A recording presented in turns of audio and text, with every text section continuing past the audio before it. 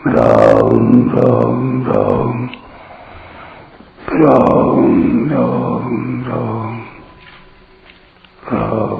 राम राम नारायण नारायण। सहजं कर्म कौन्तेय सदोषमपि न त्यजेत् सर्वारम्भा हि दोषेण धूमेनाग्निरिवावृताः। 48वां श्लोक। हे कुंती नंदन, दोष युक्त होने पर भी सहज कर्म का त्याग नहीं करना चाहिए, क्योंकि संपूर्ण कर्म धुएं से अग्नि की तरह किसी न किसी दोष से युक्त हैं। व्याख्या। पूर्व श्लोक में यह कहा गया कि स्वभाव के अनुसार शास्त्रों ने जो कर्म नियत किए हैं, उन कर्मों को करता हुआ मनुष्य पाप को प्राप्त नहीं होता। इससे सिद्ध होता है कि स्वभाव नियत कर्मों में भी पाप क्रिया होती है। अगर पाप क्रिया न होती तो पाप को प्राप्त नहीं होता, यह कहना नहीं बनता। अतः यहाँ भगवान कहते हैं कि जो सहज कर्म हैं, उनमें कोई दोष भी आ जाए तो भी उनका त्याग नहीं करना चाहिए, क्योंकि सब के सब कर्म धुएं से अग्नि की तरह दोष से आवृत हैं। सहजं कर्म कौन्तेय सदोषमपि न त्यजेत। स्वभाव नियत कर्म सहज कर्म कहलाते हैं, जैसे ब्राह्मण के शम दम आदि, क्षत्रिय के शौर्य तेज आदि, वैश्य के कृषि गौरक्ष आदि और शूद्र के सेवा कर्म, ये सभी सहज कर्म हैं। जन्म के बाद शास्त्रों ने पूर्व के गुण और कर्मों के अनुसार जिस वर्ण के लिए जिन कर्मों की आज्ञा दी है, वे शास्त्र नियत कर्म भी सहज कर्म कहलाते हैं। जैसे ब्राह्मण के लिए यज्ञ करना और कराना, पढ़ना और पढ़ाना आदि, क्षत्रिय के लिए यज्ञ करना, दान करना आदि, वैश्य के लिए यज्ञ करना आदि और शूद्र के लिए सेवा। सहज कर्म में ये दोष हैं। परमात्मा और परमात्मा का अंश, ये दोनों ही स्व हैं, तथा प्रकृति और प्रकृति का कार्य शरीर आदि, ये दोनों ही पर हैं।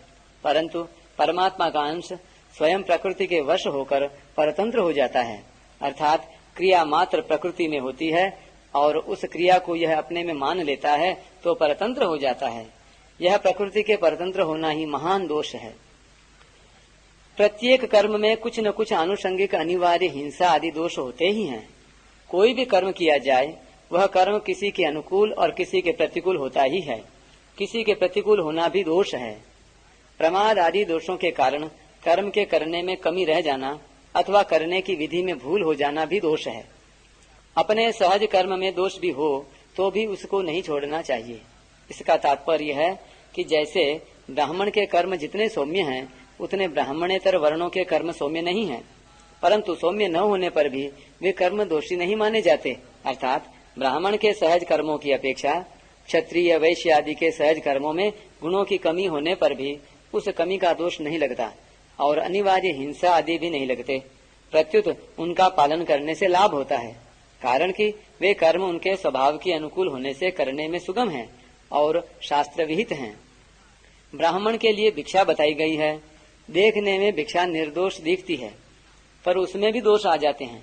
जैसे किसी गृहस्थ के घर पर कोई भिक्षुक खड़ा है और उसी समय दूसरा भिक्षुक वहां आ जाता है तो गृहस्थ को भार लगता है। भिक्षुकों में परस्पर ईर्ष्या होने की संभावना रहती है।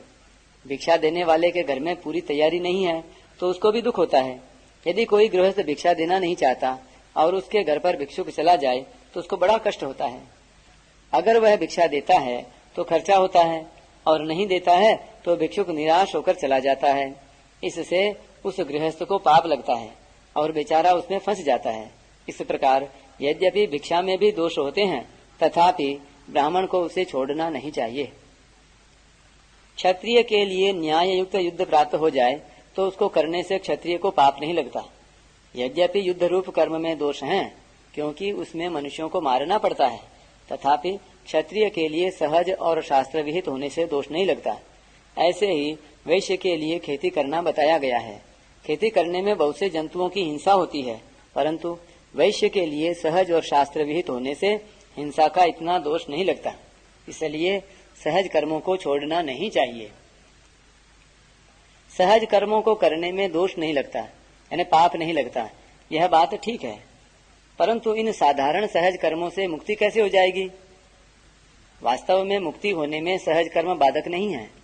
कामना, आसक्ति, स्वार्थ, अभिमान आदि से ही बंधन होता है और पाप भी इन कामना आदि के कारण से ही होते हैं। इसलिए मनुष्य को निष्काम भाव पूर्वक भगवत प्रीत्यर्थ सहज कर्मों को करना चाहिए, तभी बंधन छूटेगा। सर्वारंभा ही दोषेण धूमे नाग्नि दिवावृता।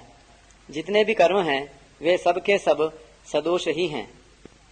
जैसे आग सुलगाई जाए तो आरंभ में धुआं होता ही है। कर्म करने में देश, काल, घटना, परिस्थिति आदि की परतंत्रता और दूसरों की प्रतिकूलता भी दोष है, परंतु स्वभाव के अनुसार शास्त्रों ने आज्ञा दी है। उस आज्ञा के अनुसार निष्काम भाव पूर्वक कर्म करता हुआ मनुष्य पाप का भागी नहीं होता।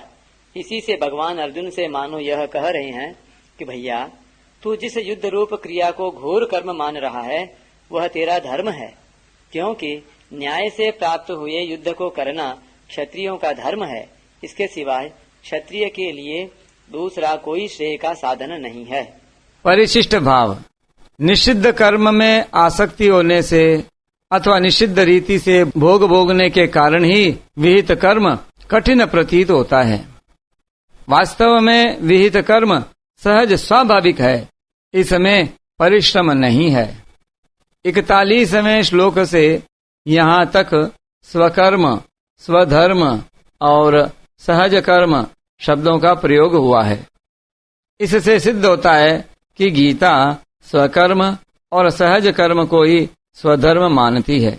विहित कर्म करने में दोष तो होता है, पर कामना, सुख बुद्धि, भोग बुद्धि न रहने से दोष लगता नहीं।